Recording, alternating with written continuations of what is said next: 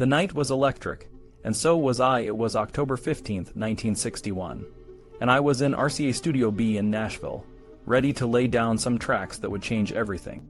I had just come back from the Army, and my sound was about to evolve in ways no one could predict. The band was tight, but there was a new vibe in the air. Hank Garland, my guitarist, had been in a serious car accident, and his spot was filled by Jerry Kennedy.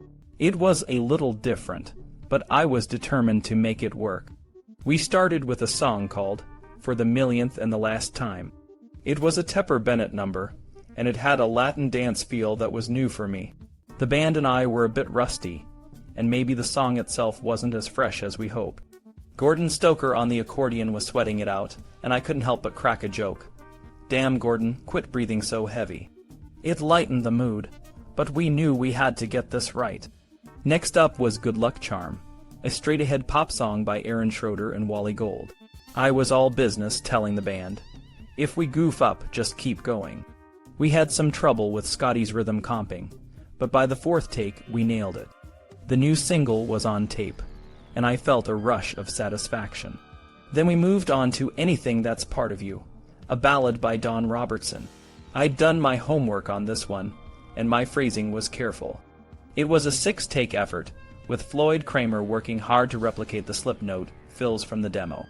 The song was so sad, it felt like I was living it. I remember thinking, this is probably the saddest song I've ever heard, and I meant it. The other Robertson ballad, I Met Her Today, was more hopeful but just as challenging. It took us 20 takes to get it right, and by the end, we were all exhausted. We were running on fumes by the time we got to Night Rider, a song by Doc Pomus and Mort Schumann. We couldn't find the right groove, so we just went for a breakneck pace. Take 3 became the master, but we all knew it wasn't our best. Despite the struggles, RCA was thrilled. They had 2 strong singles, Good Luck Charm and Anything That's Part of You. The label was happy, and so was I, but the real test was just around the corner.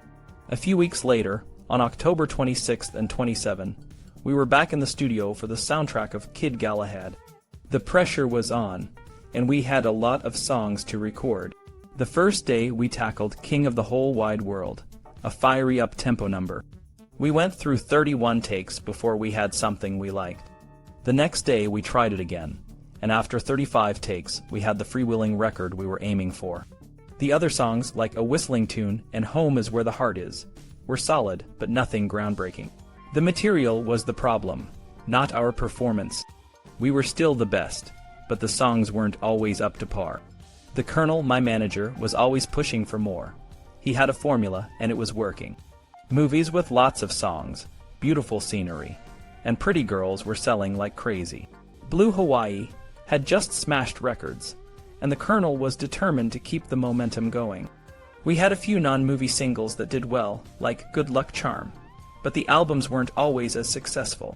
The Colonel's strategy was clear: more movies, more music, and more money. It was a relentless cycle, and we were all part of it. In March 1962, we were back in Studio B, and the band was almost the same. Chet Atkins and Steve Scholes were still in charge, but I was the one running the show. We recorded a mix of ballads and up-tempo songs, including Something Blue, Gonna Get Back Home Somehow, and Suspicion. Each song had its own challenges, but we were determined to make every take count. The night was long and the music was intense. We were creating something special, something that would define a generation. But the real magic was in the moments between the takes, the jokes, the sweat, and the shared determination to make it all work. We were more than just a band, we were a family, and we were about to take the world by storm.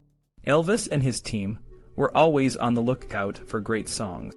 One day, Paul Evans sent us a ballad called Something Blue. It was a gentle song about the old wedding ritual. We tried it out, but it didn't quite work. Still, the musicians played it beautifully. They were some of the best in Nashville, and their skills were amazing. Next, we worked on a song by Doc Pomus and Mort Schumann called Gonna Get Back Home Somehow. It was a moody rock song, and the band played it with the same grace they used for the ballad. Harold Bradley played a neat guitar part, and Grady Martin switched between lead and rhythm guitar, working well with Scotty Moore. Otis Blackwell and Winfield Scott were always reliable, so we were excited to try their new song. Such an easy question. It was a medium tempo pop song with a bluesy feel. Elvis made it even more fun by adding some playful touches. The arrangement was perfect, and it sounded like a hit. Bill Giant and Jeff Lewis wrote a Latin-flavored song called Fountain of Love. The song wasn't the best, but Elvis's voice was incredible. He hit every note with ease, and Grady Martin added some Spanish guitar, while Harold Bradley switched back to guitar. Boots Randolph played shakers and vibes, showing how versatile the musicians were. Sid Tepper and Roy Bennett wrote a pretty ballad called Just for Old Time's Sake. It wasn't groundbreaking, but it gave Elvis a chance to use some Dean Martin vocal techniques he had been studying. We also tried Night Rider, a song by Pomus and Schumann, but it didn't work out. The demo had too much going on, and we couldn't make it sound right.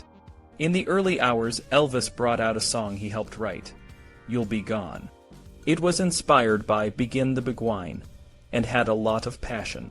Elvis sang it with drama, but the song wasn't released for 3 years. Maybe he wasn't sure it was ready. The next day, we worked on a ballad by Doc Pomus and Alan Jeffries called I Feel That I've Known You Forever. It was a beautiful song, but not quite strong enough to be a single. Then we tried Just Tell Her Jim Said Hello, a song by Labor and Stoller. It had a memorable melody and a clever twist, so we spent a lot of time getting the arrangement just right. One of the last songs was Suspicion, another rhythmic song that had hit potential. Elvis sang it with all his vocal tricks, but it never became a parody. It was the perfect showcase for his talents. Another highlight was She's Not You, a song by Labor, Stoller, and Doc Pomus. Elvis sang it with such sweetness and intimacy, it was hard to believe he could sound any better. We all felt it was a hit for the Girls' soundtrack we recorded at Radio Recorders in Hollywood. The musical director was Joseph Lilly, and the engineer was Thorne Nogger. The band included Scotty Moore, Tiny Timbrel, Barney Kessel, and Boots Randolph. The Jordanaires and other vocalists joined in too. We recorded songs like I Don't Want To, We're Common and Loaded, and Thanks to the Rolling Sea. Each song had its own flavor, and we tried different tempos to find the best fit. Some songs, like We'll Be Together, were written on the spot to fit the story. Elvis's voice was as good as ever, but the soundtrack lacked the romantic feel of the Blue Hawaii album. Despite this, we were excited about the new material. We picked She's Not You, and Just Tell Her Jim Said Hello as the next single. However, when the single only reached number 5, it was a bit of a letdown. Elvis's record sales were starting to slip. The Follow That Dream EP didn't do as well as we hoped, and the Kid Galahad EP didn't even reach the top 30. We knew we needed to do something big to keep fans interested. The Colonel went back to MGM, which had made Jailhouse Rock, and secured a 4-year, 4-picture deal. We talked about doing a movie about Hank Williams, but that didn't work out. We settled on a family-friendly movie with a lot of songs, hoping it would broaden our audience. Elvis and the Colonel were always looking for the next big thing. Even when things didn't go as planned, we kept pushing forward, hoping to find that perfect song or movie that would bring us back to the top. Freddie Bienstock had his hands full. The songs were the main event, just as they were in Blue Hawaii and Girls. This meant Freddie had to keep pushing the songwriters, trying to balance the creative load. Some wrote a lot, some needed breaks, and some, like Labor and Stoller, just seemed done with writing for Elvis. They only gave Freddie songs they'd already written for others. Even worse, Doc Pomus and Mort Schumann, his Golden team, were running out of steam. Elvis had really liked the 4 Don Robertson songs from the year before, and when Robertson brought in a new ballad called They Remind Me Too Much of You, Freddie loved it so much he tried to get the producer, Ted Richmond, to write it into the movie. Elvis went through all the songs, including 10 by Robertson, and chose Take Me to the Fair by Wise and Weissman. But Ted Richmond didn't like Elvis's choice, and asked for more demos. The recording sessions for the soundtrack of It Happened at the World's Fair were set for August 30th and September 22nd, 1962, at Radio Recorders in Hollywood. To save money, only the Jordanaires, Scotty Moore, and DJ Fontana were flown out. Surprisingly, Don Robertson, who was one of Elvis's favorite writers, was asked to play piano and organ. Robertson had created the slip note piano style that Floyd Kramer made famous, so his presence was a big plus. Ben Weissman, another writer, was in L.A. and had to come up with a new song for the finale at the last minute. He wrote Happy Ending, but Elvis had a cold, so the session was delayed. When they finally started recording, Elvis wasn't feeling great. They managed to do only 3 songs, Happy Ending, Relax by Tepper and Bennett, and an attempt at Take Me to the Fair. The rest of the recording was pushed to late September. When Elvis returned, the Jordanaires were unavailable, so a local group called the Mellow Men took their place. They tried to re-record Take Me to the Fair, but the movie's name was changed to highlight the Seattle World's Fair, so the song lost its title status. The sound of the MGM recordings was different from Elvis's other work. In Nashville, they used natural room ambience and tape echo to create a rich sound. MGM, however, recorded everything very dry, and with strict sound separation. Elvis was on one track, the instruments on another, and the backing vocals on a third. This made the sound seem flat and one-dimensional, especially in stereo. Don Robertson was Elvis's favorite writer at the time, and the morning session started with 2 of his ballads. The movie songs had to fit the plot, so they often sounded forced. Robertson's songs, however, were standalone love songs. Elvis took his time to get the feeling right, doing multiple takes. During They Remind Me Too Much of You, someone thought the melody was too close to Chapel in the Moonlight.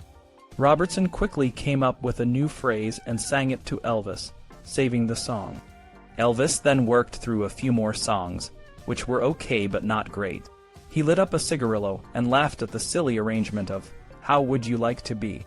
The catchiest song was One Broken Heart for Sale by Otis Blackwell and Winfield Scott. They finished it quickly, but it seemed a bit routine, lacking the creativity of Elvis's best work. They wrapped up 8 songs in just 12 hours. The next set of sessions was for Fun in Acapulco in January 1963. The sound was much better, and Elvis was motivated. He sang with enthusiasm, and the songs were full of energy. Don Robertson and his partner, Hal Blair, studied Mexican music to write songs that fit the setting. They even hired a band to create full demos for Elvis to copy. The result was I Think I'm Gonna Like It Here and Margarita, both of which fit the movie perfectly.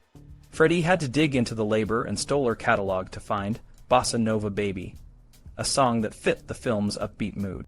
Elvis's songs from It Happened at the World's Fair were released, but the album didn't do as well as expected. The single One Broken Heart for Sale was cut short and had a flat sound, which might explain why it didn't reach the top 5. The album still got to number 4, but it sold 200,000 fewer copies than Girls, Girls, Girls. In May 1963, Elvis recorded in Nashville. The sessions were long and intense. They recorded Echoes of Love, Please Don't Drag That String Around, and Devil in Disguise, which became a hit. They also did Never Ending, What Now, What Next, Where To, Witchcraft, Finders Keepers, Losers Weepers, and Love Me Tonight. The next day, they recorded Memphis, Tennessee, Long Lonely Highway, Ask Me, and Western Union Speedway.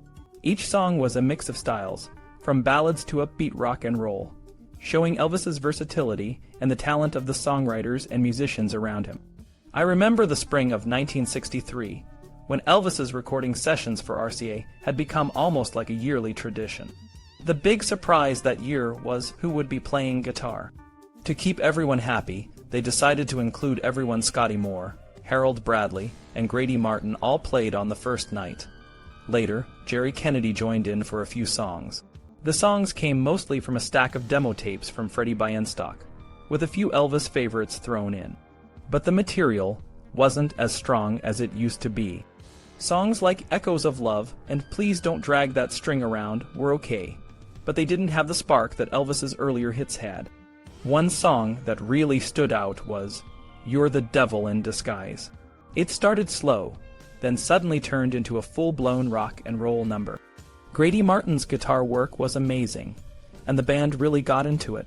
Another song, Witchcraft, was a cover of a New Orleans hit, and Boots Randolph's sax solo showed the band could still bring the heat. But most of the new songs were just okay, like Never Ending and Finders Keepers, Losers Weepers. They were pleasant to listen to, but they didn't push Elvis's artistry forward. One song that caught my attention was Memphis, Tennessee.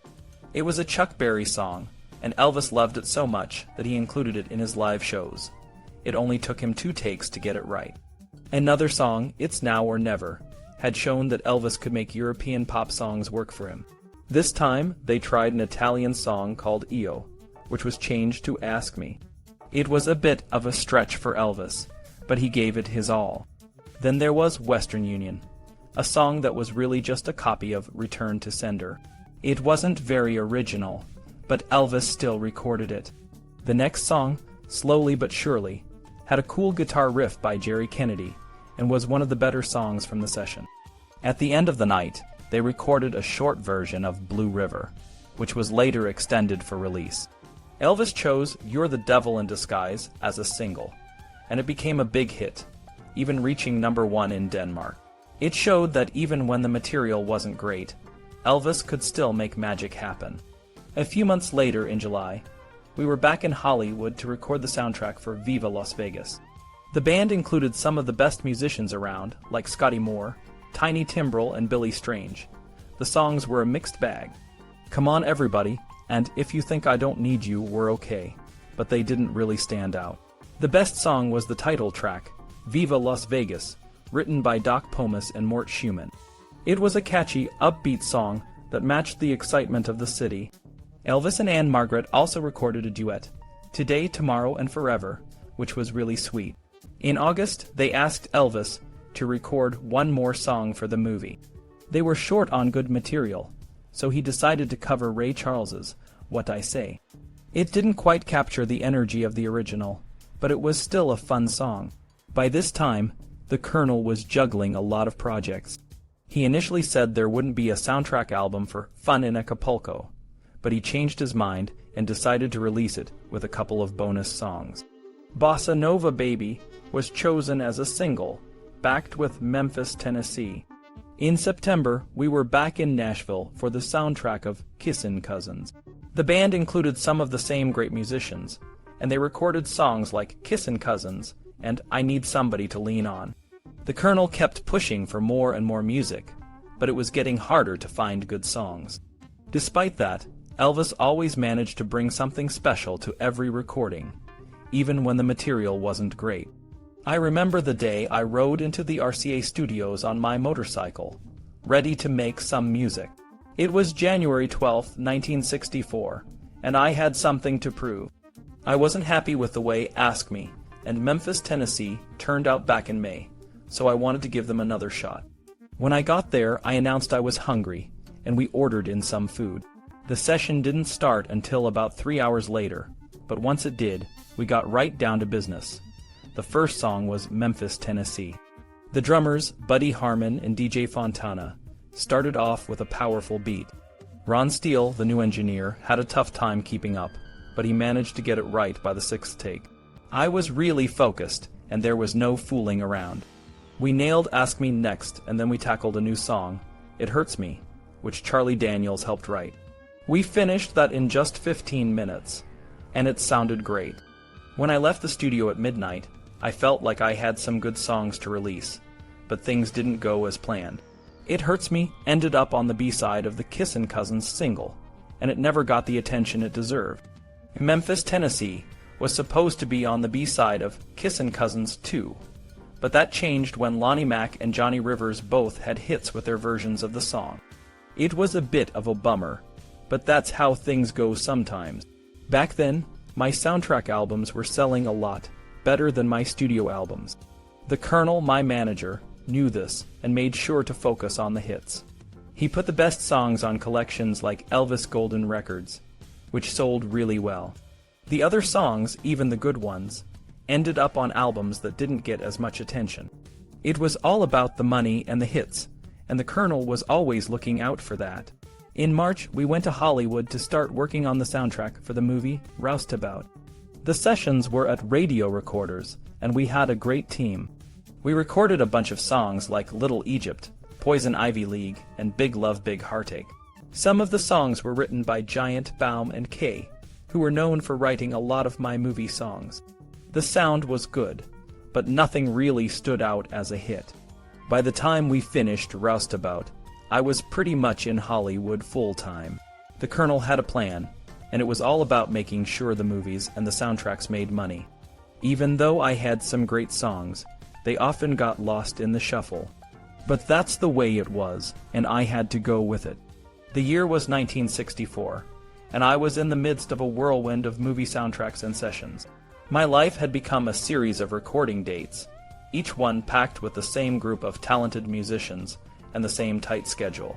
The songs were pouring in, and I was working hard to make each one sound as good as it could. In April, I was back in the studio, laying down tracks for the movie, Roustabout. I remember spending long hours, from 7 p.m. until almost 10 p.m., working on songs like It's Carnival Time and Roustabout. The backing tracks were solid, but I wanted to make sure my vocals were perfect, so I overdubbed them later. The team was amazing. Guys like Floyd Kramer on piano and Scotty Moore on guitar were always there, making magic happen. A few months later, in June, I was back in the studio for Girl Happy. The sessions were intense, running from 7 p.m. until 3 a.m. on some nights. We worked on songs like Puppet on a String and The Meanest Girl in Town. The Jordanaires and the Jubilee Four were there, adding their harmonies to the mix. Each track was meticulously crafted, and we even spliced together different takes to get the best possible final product. In February 1965, it was time for Harum Scarum. The sessions were in Nashville, and we spent long nights in the studio. I remember the songs Shake That Tambourine and So Close, Yet So Far from Paradise particularly well. The backing band was stellar, with guys like Grady Martin on guitar and DJ Fontana on drums. We worked hard to get everything just right, and the masters were often spliced from multiple takes to get the perfect sound. May brought Frankie and Johnny, and we were back at radio recorders in Hollywood. The sessions were long, sometimes running from 7 p.m. until 4 a.m. We recorded songs like Please Don't Stop Loving Me and Shout It Out. The Jordanaires were there, and so was Ray Walker, who sang a duet with me on Lookout Broadway. The songs were catchy, and the sessions were always a blast, even if they were tiring. July and August of 1965 saw me working on Paradise Hawaiian Style. The sessions were a mix of live recordings and overdubs.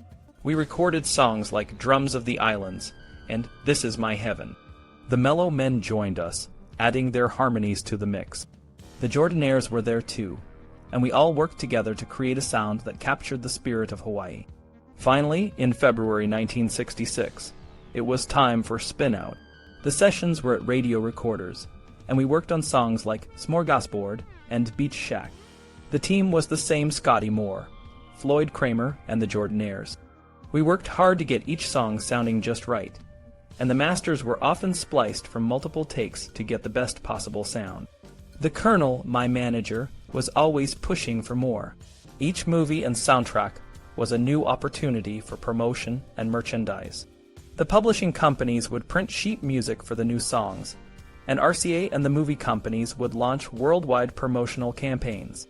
It was a well-oiled machine, and it kept my name in the headlines and on everyone's lips. The movies themselves were simple, often filmed in just a few weeks. The production budgets were low, and the sets were reused. But the soundtracks were where the real magic happened. Each song had to fit the movie, and that meant writing a lot of songs. The publishing companies controlled by the Colonel, like Elvis Presley Music and Gladys Music, made sure that the songs were all under their control. This meant more money for me, but it also meant that some of the best songwriters of the time, like Doc Pomus and Mort Schumann, eventually lost interest. They were asked to give up a third of their royalties, and their songs were often rejected in favor of more controlled options. It was a busy time, but it was also a time of growth. I was learning more about music and performance, and I was always trying to push myself to be better. The studio sessions were challenging, but they were also rewarding. Every song, every take, and every overdub was a step towards making the best music I could.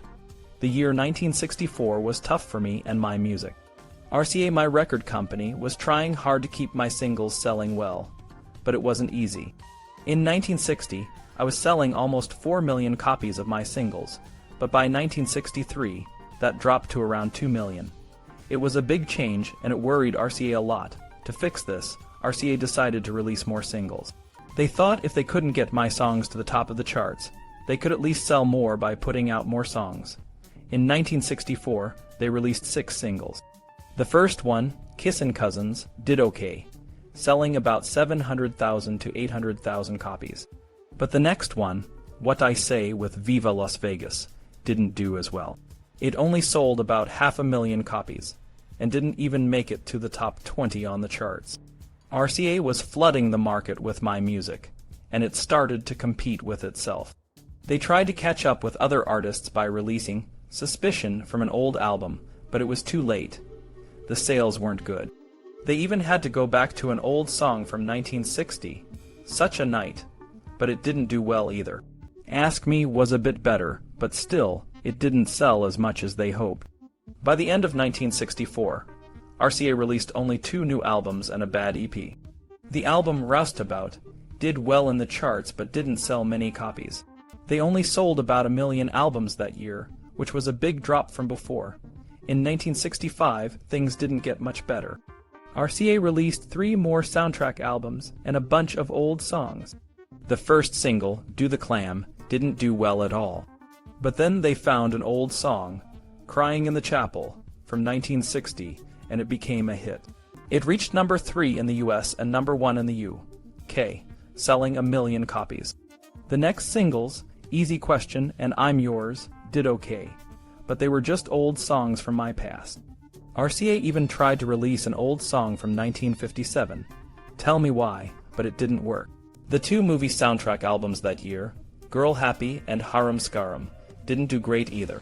RCA decided to celebrate my 10 years with them by making an album called Elvis for Everyone. They put together old songs from my movies and studio sessions. The album cover showed me with a cash register, and it listed all the sales of my albums. But it didn't sell well. It was the first album in the 60s to sell fewer than 300,000 copies. I was getting tired of the bad material, and sometimes didn't even want to go to the recording sessions. I would joke around and make the sessions fun, but I was often angry and embarrassed by the songs we were recording.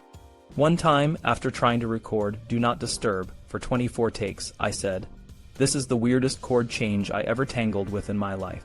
The Colonel, my manager, was in charge of everything. He made sure RCA only got new material when he scheduled a new movie. He was able to renegotiate my contract with RCA, getting bigger payments and bonuses for himself. But even with all the money, my music wasn't as good as it used to be. In 1966, RCA tried to change things. They sent me a birthday telegram and a press release saying 1965 was my best year yet, even though it wasn't. They wanted to make a new religious album and some pop singles. They also wanted to make a new Christmas record because the old one from 1957 was still selling well.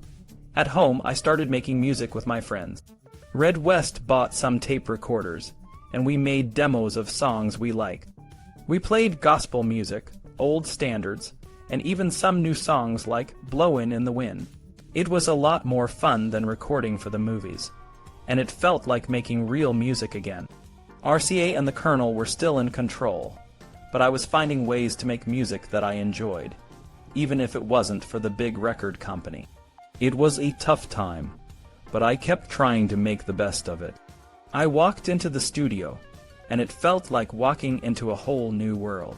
There were so many people there, and it was buzzing with excitement. I saw new faces like Felton Jarvis, the new producer, who was as excited as I was, even though he tried to act cool. Jim Malloy, the engineer, was there too, and he had a calm, professional vibe, which was good because I could be a little unpredictable sometimes. Felton and Jim, along with the rest of the team, were ready to make some magic. I had a list of songs I wanted to try, a mix of gospel and pop. I spent a lot of time at home practicing, and I was really into the gospel stuff. I had been listening to a lot of it, and it felt like it was a part of me. We started with some gospel numbers to warm up. It was like a family reunion, with everyone laughing and joking. We played around with the Golden Gate Quartet's Run On, and it was amazing. The whole band, including the Jordanaires and the Imperials, was into it. Felton encouraged us to swing, and we did. It was a powerful, energetic start to the session. Then we moved on to How Great Thou Art. I had been practicing this song for months. I had listened to different versions, but the one by the Sons of the Pioneers and the Statesmen really stuck with me. I knew this song inside and out, and I wanted to make it my own. We did a quick rehearsal, and I gave the singers some pointers. I wanted to do justice to the song, to make it feel real and powerful. When we started recording, I sang with all my heart. It was like a personal challenge, and I felt like I was singing for something bigger than just a record. We worked late into the night, and the energy in the room was electric. We recorded a mix of gospel and pop, and it felt like we were creating something special. The sessions went on for a few days, and by the end, we had some incredible tracks. I was proud of what we had accomplished, and I knew the fans would love it. It was a new chapter for me, and I felt like I was growing as an artist. The gospel songs were a part of me, and the pop songs showed that I could still connect with people. It was a good feeling, and I couldn't wait to share it with the world.